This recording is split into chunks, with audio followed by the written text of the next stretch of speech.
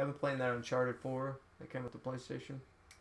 It's pretty cool. It's like history based and stuff. I'm trying to find this Pirate Avery's cross or something. Or not his cross, his treasure. But you just don't do a lot in the game. You run. I've never really played any of the Uncharted's. Dude, they're fun. But they look good. I've seen them played a couple of times. It's just like you do like the free running, you jump, you find a certain way, hit like to climb up this wall, and you shoot a couple people, and then 20 minutes of cutscene. Yeah, which is cool. The story's real cool, you know. The multiplayer's supposed to be really nice on it too. Really? Like I think I've actually played the multiplayer on it, and it was kind of fun. So I was wondering how they do third-person that. shooter. I never liked third-person shooter Neither mechanics. And it looked neat. It was cool. It was fun, but if I want to play a shooter, put me right behind the gun. Yeah, exactly. Like this shit. I don't want people to be able to just hide behind a wall and be able to see over it. Like, oh, there's a dude out there. All right, back. No doubt. It was like when Modern Warfare 2, they started bringing in third person again, or they tried to. Yeah, Modern Warfare 2. Yeah. And it was like the robots and stuff. That's when I fucking shut the game down. Doesn't matter when you're above, like you're controlling like the units over here. The strategy. That wasn't in Modern Warfare 2. One of them was. That was probably like. We haven't played it in forever. I mean, no, I swear it was Infinity War. That's probably the one with the robots. No, that's the recent one. Okay, let's go. Let's see all the Modern Warfare. Do you have a key on your mouse for the internet? No, I just pressed. It's pinned to my taskbar. Oh, I can't see through the mic. Oh, so it's just like also saw you touch the mouse. The internet propped up. I was like, what? This mouse is badass. Just press this G and Google pops up. Oh, yeah, we want to look. It's probably not Modern Warfare 2. No, Modern Warfare 2. I played shit out of Modern Warfare 2. So did you. I played 1 as well. Modern Warfare 3 or Black Ops. No, it was Advanced Warfare. Had to be Advanced. Yeah, that's developed by Sledgehammer Games. That's not Treyarch. I wonder it sucked. Or Activision. Or not Activision. Who's the other studio? It's Infinity something. Infinity Ward. Yeah. Give me a minute. I'll get there. Yeah, this is the one where. Let me see. XO zombies. Yeah, when I started bringing in zombies, that's because the last one No, Modern Warfare 2 is the last one I played. Fog of War? That sounds cool. Because Black Ops came out before Modern Warfare 2, right? It was Black Ops and then Modern Warfare 2, because those were different. Yeah, that's what I'm saying. Oh, yeah, Black Ops 2. I heard it completely wrong. Yeah, that's you're exactly right. What I said. You're right. So Modern Warfare 2 is the last one I played. That was fun as fuck, too. Black Ops was cool, too.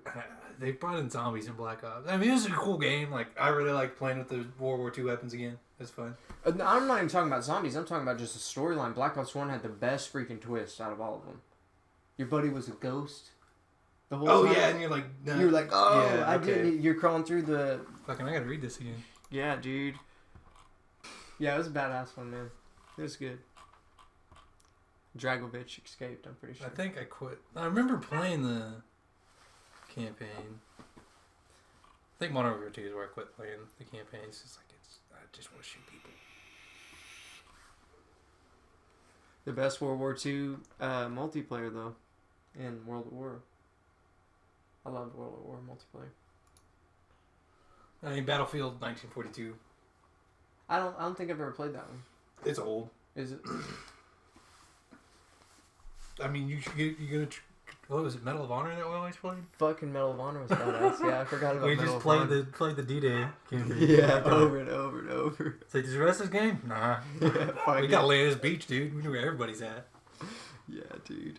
Go farther right, you'll get the Thompson. That in that little hut, dude. The one on computer though, the beach was fucking long, dude. Yeah, because you have more resources. Yeah, it's fucking like long. Like, what console was that even on? That's when we had PlayStation 2s. PlayStation 2, yeah. That's where it came out. That was the hit game. We right when were PlayStation those cool 2 kids that knew how to open it up. Yeah. First little business study, he's like, dude, we do PS2 servicing. Yeah. Never do Xbox. Just fuck Xbox. Right. Was Then he we got an Korean or Xbox. whatever that kid was? What? I had an Xbox, but I was made fun of. What was his name? I Yeah. have no. What was that kid's name, man? Oh, I have no idea. Michael. Michael. I have no idea what his last name was.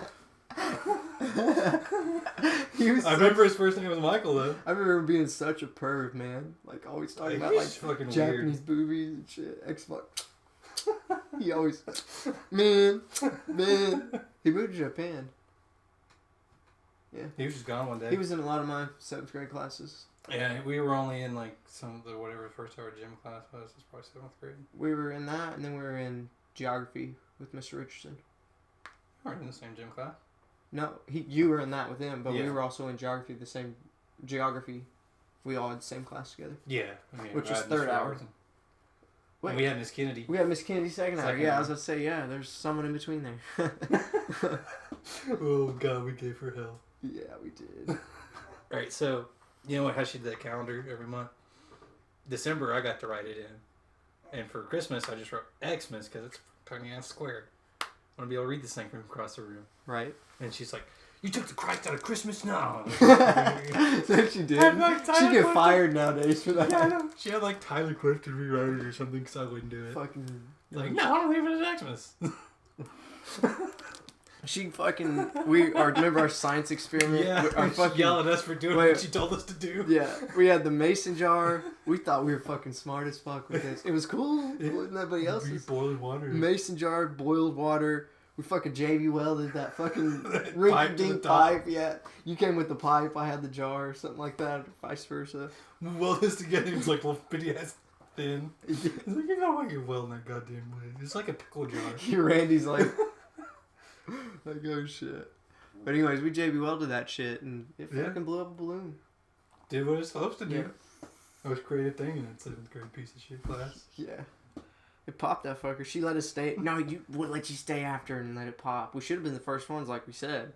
Like, hey, this is gonna take a while. We already tried it out. Like, but no, you have to wait your turn. Shit. But Hey. we stayed. How long do you think into that It was next hour? 30, 40 minutes. Damn. And then it just popped in the middle We of were their just- class. Like, Kick turned it it off, back. left. Yeah. Like, alright, it's done. Then got in trouble. Like, where are you at? This is Richardson. Like, Miss Kennedy had kept us. And she tried to say no. Like he's. Are you kidding me? Yeah. But I was like, we were in her class, so she couldn't just deny it. Yeah. Right. It's probably why she didn't lose her job. That was, if you think about it, that was a dangerous experiment. Yeah. Imagine being next to it and with all that steam It was built up. hot stupid. Fucking look like Two-Face going into geography, you know? Ah, we were kids. We did whatever the hell we wanted. Yeah. That one dude built that potato gun launcher. The potato gun. Yeah. It worked. It's a potato gun. It was badass. I was like, hell yeah, Steven Westbrook. Fucking cool. Chris was trying to tell me, he was like, fucking made it and you fucking almost hit that plane up there. I'm like, what? He said, yeah, there was a plane going by, so we aimed it up there. Oh, so I thought about something the other day, and it's like whenever one day you and Jake went to lunch, and when you guys came back, you kept talking about this plane UFO thing. Oh shit, I thought about that the other day too, dude. What the fuck was the deal with that? Dude, I don't know. I think it's like a weird phenomenon. Okay, I've seen it in other films. All right, about talking about third dimensions. This is the only time I've ever seen it, bro. No, check it out. I'm gonna show you some. No, do your story. Your story. I am, but I'm looking at third dimension. You're in it. Okay, so we're driving by, and there's the only. Okay, we just drove past field. Not gonna reveal any streets, but just drove past this empty field. There was the 2-story house. I assume owned the field, but oil well back there. Fucking plane coming in. All right, it wasn't no jet. Okay, it was like one of the transport looking ones, like personnel transporter or something like that. But it was definitely Navy, Air Force, Marine. UFO even. UFO. Probably not UFO, but it was some sort of military advanced shit, like almost like the Harrier, but didn't have the fucking same propellers that the Harrier had, anything like that. So this Harrier's a jet, so I hope not. Well, there's another one that has propellers too. Like that an can do Osprey? that. Yeah, I've seen it coming in over tinkering. The VTOLs where Yeah. it's like they have to basically... As it's landing, it goes... Yeah, it's like Osprey. It wasn't none of that. Wasn't a jet Harrier. It was a freaking huge thing, and it was, I would say, 30, 40 feet above this house. Fucking winds blowing. Fucking, I'm like, oh shit, my car's shaking. I have to slow down to like 10 miles an hour. We're like, what the hell is going on? Just above this bitch. All right, we take off eventually, and like tripping out. Plane, I guess, flew off. We got out of there. We're going to stay around to find out. No. It was weird, dude. We sounded like fucking high asses, probably. Like, yeah, because smoked like a pound of reefer. The only thing I could get out of Jake was, it's UFO means.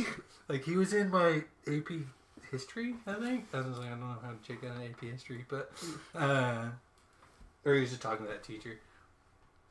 She's an old crazy lady. And he's just like, it was UFO. It had to be a UFO. I was talking to her about it for like an hour straight. She's just like, I can't even start class with this crazy lunatic. You know? Yeah. That guy was a hoot. Yeah. Funny stories, though. Third dimension. How do you spell dimension? Like that. Videos. Of course, we're at YouTube.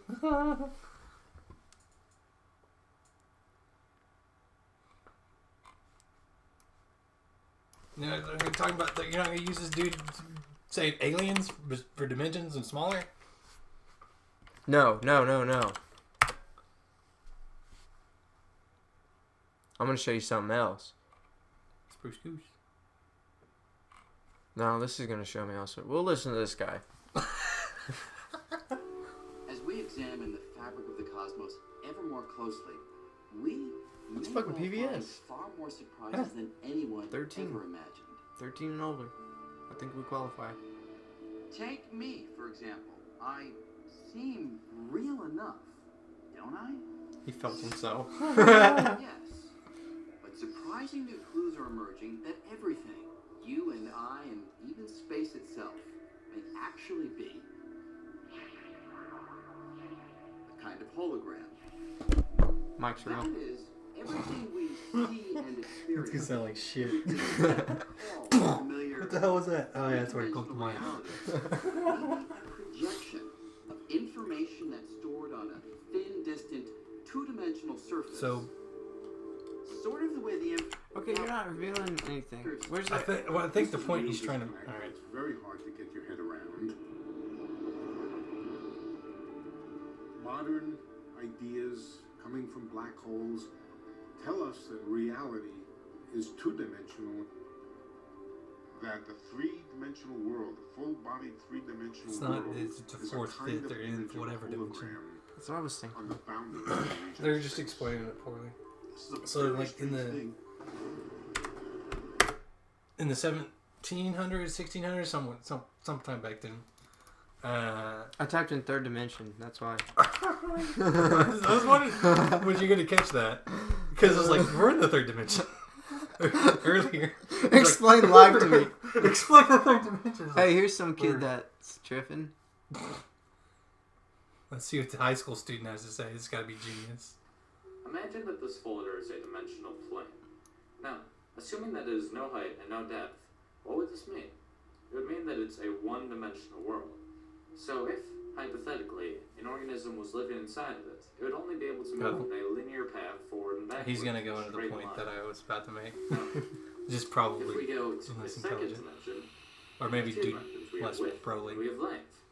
So hypothetically, if an organism lived inside of here, There's and it would be mathematician able wrote a to book, move and it's like a up, story down, of left, this right, and anywhere else point in going into between. other dimension, or like this And two-dimensional a shape going down into one world dimension is where you can comprised look left and of an right. infinite series Trying to of tell him, one-dimensional there's worlds actually two stacked dimensions. You upon can be each like a circle and go up and down. Just Shit as like our that. three-dimensional world, which has Built out like a depth story, and and choose to length and like height, third and fourth. is comprised theorized of an anyway. infinite series of two-dimensional worlds. So now that I've stacked many folders upon each other, we have three dimensions. We have depth, we have length, and we have width. Now what happens if you keep going on from here on out? We would have a four-dimensional world. But what exactly is a fourth dimension? In order to understand this, we need to understand how dimensions are perceived. We live in the three-dimensional world, but despite that, we actually view things to be two-dimensionally. Take a perfect sphere, for example. If you're looking at a sphere, it looks just like a regular two-dimensional circle. The only way that you can tell it's an actual sphere instead of a circle is because of the hues of light down it. So just like in a two-dimensional world, if a organism in the two-dimensional world was looking upon a circle, the light would make it appear to be lighter at one end and darker in the middle. Also, if an object is moving closer and farther away from you, you don't actually perceive that it's getting closer and farther away. You see that it's getting smaller or larger, and then you assume that it's getting either farther away or closer. But let's say that an object was to grow in perfectly equilibrium, so that it was growing at the same speed that it was shrinking as you move it farther away. Then you would not be able to tell, without any lights or if there were details on the object, that it's moving or growing at all. You may have assumed that since we perceive things to be in two dimensions... What? I lost him too. You're trying to make this too complicated, bro. In one dimension. So... Oh, you haven't heard the story? No. Oh, okay. All right. All right. So, I was in my second year, electrical trade. Then I was working at undisclosed. At a company. Yeah, had a company. All right. Piece of shit company, didn't give a fuck about anybody. All right. Didn't give a fuck. But put it this way, we at least got $50 Visa card bonus for Christmas. And not electrical credit, you know? So anyways, on another... That might be a little pointed. So, anyways, working at that job site, and I had second year syndrome, which is where it's your second year, you've already seen everything, you already know everything when you haven't. You know, it's different every job site, different, every application's different. So, I was like, yeah, I know everything, gung-ho. And I needed money too because I was broke. So, guy comes to me, not going to say his name, call him Mr. M. Mr. M came to me and was like, hey, if you work Saturday with all these other guys, we're going to work, you got a $100 bill waiting for you. I was like, all right, well, do I still get hourly, you know, of course? And he's like, yeah, time and a half, you know, dope, overtime, you know. I was like, all right, cool. So we showed up there. My brother was on the job site too. And it was a fucking aircraft hangar, right? Really high up in there. We didn't do fucking houses at this place. We did industrial stuff. Yeah. And I was like, hell yeah, you know, working on an aircraft hangar, you know. We see all, like, 5 or 6 lifts out there. These are 120-foot snorkel lifts, right? Whenever you boom out, you have to put outriggers out. These mechanical outriggers come out and heavy duty. Yeah. Heavy duty. The basket is as big as this area here. And you have controls in front of you that look like a mech. Dude, just like mech assault controls for it. I've never driven one. Boom. Yeah. I've never driven one before. I've done, of course, the scissor jacks at this point and stuff. I could run those, of course. But the only thing that was left to be done, all right, was the high work. All the shit up in there. That's fine. They pulled people that haven't been on this job site yet to do the high work, all right? Because nobody else wanted to fucking do it. Everybody else said no. They've been working here and been looking at it, and they're like, I ain't doing it. Yeah, I ain't getting up there. So, you cannot pay me enough money to get up there. So they brought all of us out there like, well, this is what we need done. And everybody's like, kind of trapped. You know, if you leave work abandonment, you're fucking fired. It's like, okay, who can run these things, you know? And I'm like, I can't run these things, you know? So one guy's like, yeah, I know how to run it. He's like, okay, well, you go up with him. I was like, I'll go up there. I'm not scared, you know. Of course, everybody's scared at that height, I feel. But never been up that high before. I was like, just fucking check it out, you know. I'm fucking wiring a hanger here. So the light we're putting up is a bay light. So the bulbs are as big as my head plus some. Like this freaking big, dude. Like 12 inches by 6 wide. Huge, dude. And the bay light itself is as big as the basket. And then we have it on a 10-foot pennant piece of rigid pipe. And it's supposed to hook into another hook. And then the guy was going to come up behind us and wire it. So we get up. And we start off. You have to climb up in these things, right? We get up about 10 foot. The dude, I realize, doesn't have an idea what he's doing. You know, he's like, I've worked one of these before. It's just a little different on controls. So I was like, I'm kind of giving him the benefit of the doubt. We're at about 20 feet. We're going up, and then he starts lowering, raking down our basket. So I'm having to hang on to the side of the basket. All right, I'm like, okay, dude. Like we're at about 5-degree angle, going down to 10, down to 15, and we're just going up and up and up and up and up and up and up and up. All right, so we get about 120 feet, almost to the peak. Right, 130 is what I heard the peak was. Enough to hook the rigid on, so I assume 10, 12 feet from the top. Right. So I'm like, fuck, I'm going to hook this, I'm going to get down, and I'm not getting back on this machine. I have claw marks on my boots at this point because I'm having to hang on to a light and hang on to the basket so I don't fall out. I am hooked to the basket with the safety harness, but still it's scary as fuck. Yeah, you know? You don't want to rely on the safety harness. Yeah, you look down, all right, and people that you can actually see walking around, hard hats, stuff like that, go from people to looking like little tiny buckets, dude, walking around. That's what I thought they looked like, little white buckets, just moving around. I'm like, dang, you know, like this is really high up in the air. So I get it hooked on. He's like, all right, I'm gonna lower us down, right? His hands are out in front of him like a mech assault almost, right? Mm-hmm. You have your boom on your left side and your other controls up, down like that on the other side, or this way. I don't even know. I've never gotten on a machine since then, or never worked one of these machines since then. It's like, nope. Yeah, exactly. Until I got on the water tower, I guess. But anyway, so he goes to go down, but goes up. All right, which causes the bay light to shift over into the basket. Right, I'm trying to guide it out, like, you know, kind of got it in the air at this point, trying to guide it out, which pushes it over into his arm, which forces his arm still in up position, going up harder and faster now because it's sensitive controls, you know. And I just hear the machine go, just make a weird noise like that, like you could tell something was going bad. So I did in one motion. It was weird. I slapped the safety off, went over and like broke where the pipe went into the plastic parts of the bay light. So the dude's arm's like, he's like, you know, it's like my shoulder. And whenever you hit the safety at that height, you can't. It just locks. It just locks. You can't turn it back on. Somebody at the bottom has to get you down and control it to get you down. So we're stuck up there for about an hour yelling, "Help! Help!" We're stuck up there. Finally, it beeps too, right? So finally, and all these other machines are going on, so you hear beeps all the time backing up and this stuff, but it's a solid beep. So our job runner finally comes up, lowers us down. We got a busted light, piece of rigid still hanging up there. We're coming down. Dude's like, ooh, my arm.